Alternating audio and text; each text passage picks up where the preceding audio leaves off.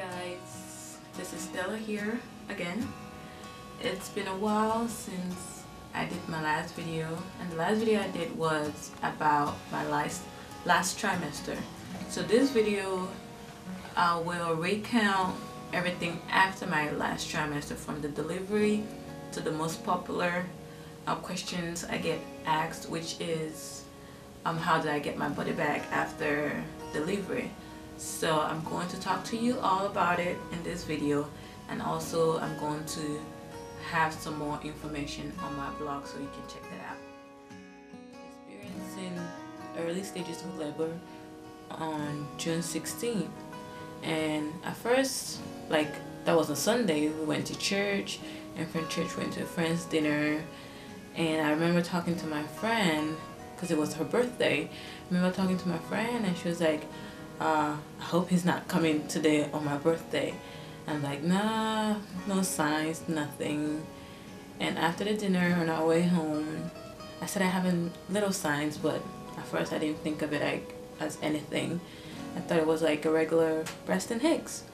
So when we got home, and as time went on, it started getting closer. The pain, the contraction, I guess, was getting a little closer and closer, probably around 11, 12. It was getting probably around 15 to 20 minutes apart. So my husband was like, are you sure this is not contraction?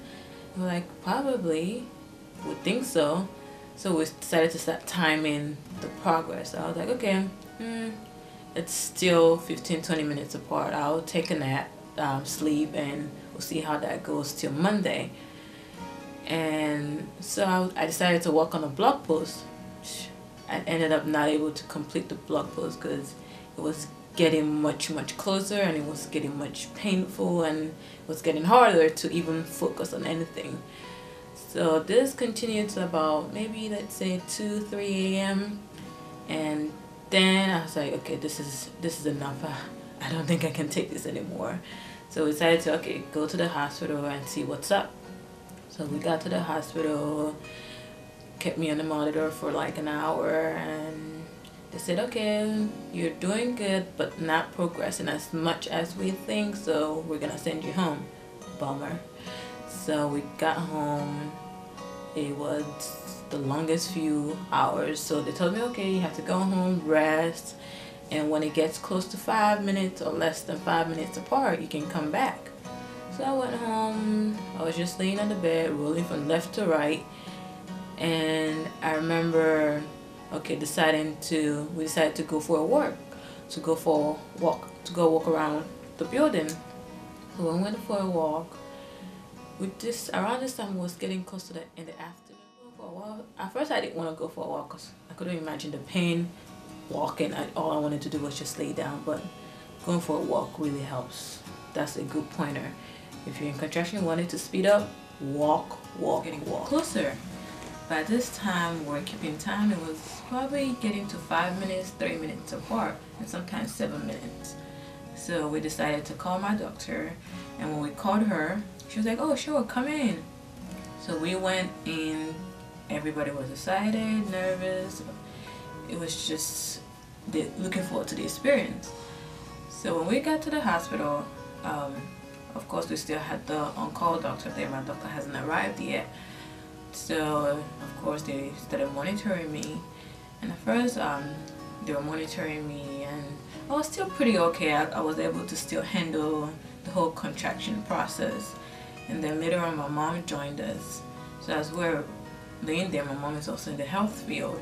So as we're laying there for a couple of hours, probably about going to 2 hours, my mom was like, oh, they need to be cognizant of my environment. And I was talking to my husband and my mom, and we're all like, okay, excited, counting down, when would this happen? And as we're laying there, like, I think I probably got the epidural probably an hour, 2 hours later, probably 2 hours later, maybe more than 2 hours later. I wasn't sure exactly how many hours later. So, and by then my doctor already arrived, and then she came in, such a lovely lady. she came in, she was like, "Oh, how are you doing? You seem so happy, so cheerful." And all the people taking care of me were so amazing. So they were like, "Oh, you're such a trooper. We can't believe how competent." And just like that, and 30 or less than 30 minutes later, he was here, and oh my God, the experience, it's something you can't explain. The feeling, the emotions, and there was just so much happiness and tears in the room. I remember during the delivery process and looking at my husband, then I was like, I felt like I was the one that was so alert than everybody. And I was looking at my husband, he looked like, if you ever seen ghost movies, when people see the ghost and they had this like blank stare, like as if they were about to faint that minute. That's the way my husband looked like. He had this blank stare. I remember looking at him during the break, or the little break between the delivery process.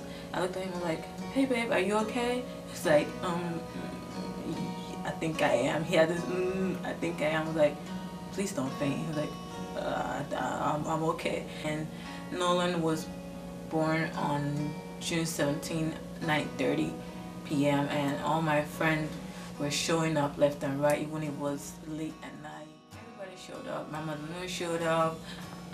You need to see her excitement. The room was filled with so much joy. Probably everybody outside the room thought we were having a party.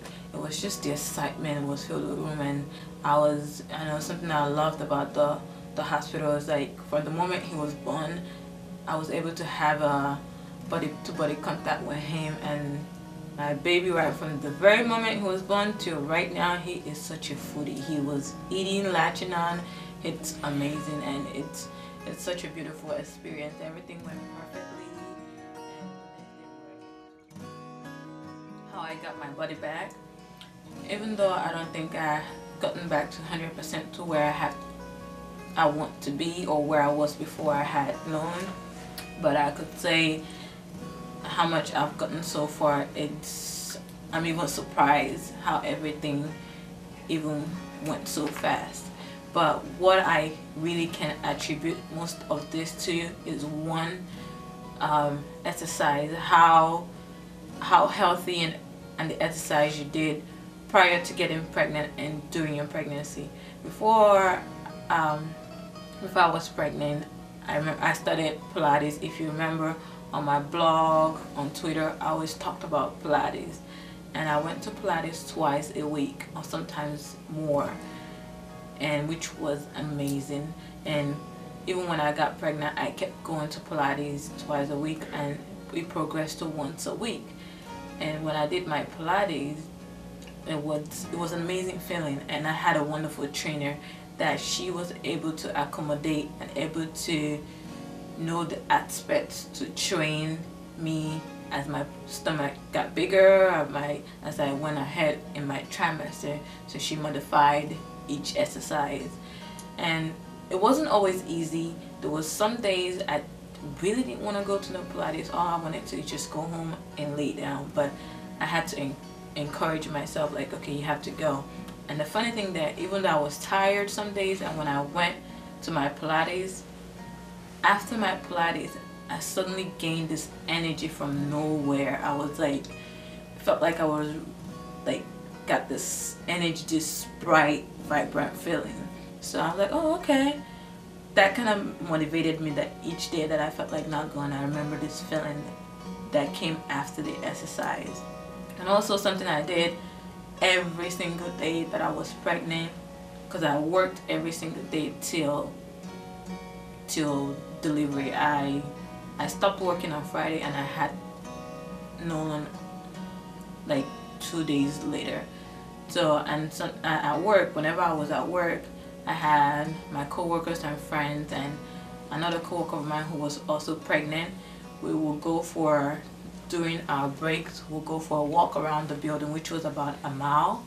We'll walk a mile every single day, sometimes 2 miles a day.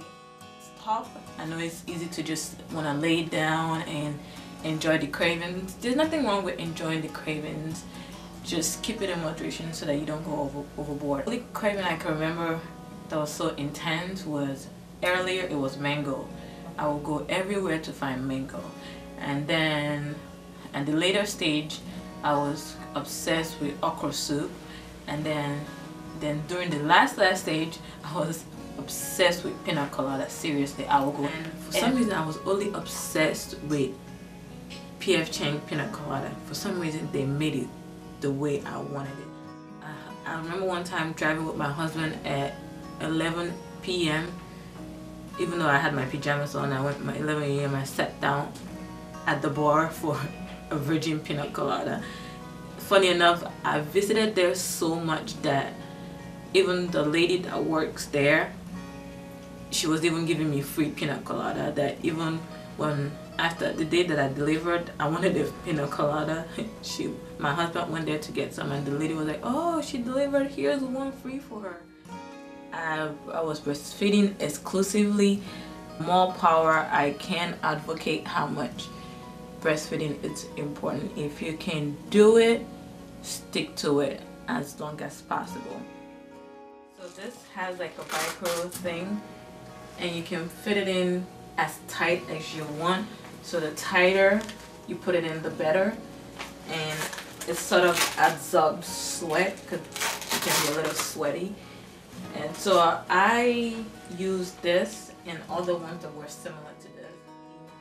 A lot of high protein food and let's carb. So I was eating small portions of rice. Even when I ate bread, I kept to wheat bread, maybe one slice of bread. But I eat a lot of proteins, egg, a lot of chicken, and a lot of vegetables. So you can see more of those details of my food and things that I ate off of. Hopefully I was able to answer as much questions as you were expecting. But if you have any further questions, I'll be glad to answer it. Just leave me a question on the comment section or email me. And also you can also leave a comment on my blog. I'm able to return everybody's comment or questions in a day or two. Thank you so much for all your love, and you can always follow me on Instagram for my daily activities and pictures of my beautiful boy Nolan. You can see all that on my Instagram at J'adore Fashion, and you can also check out my blog for further details. Thank you so much for your love.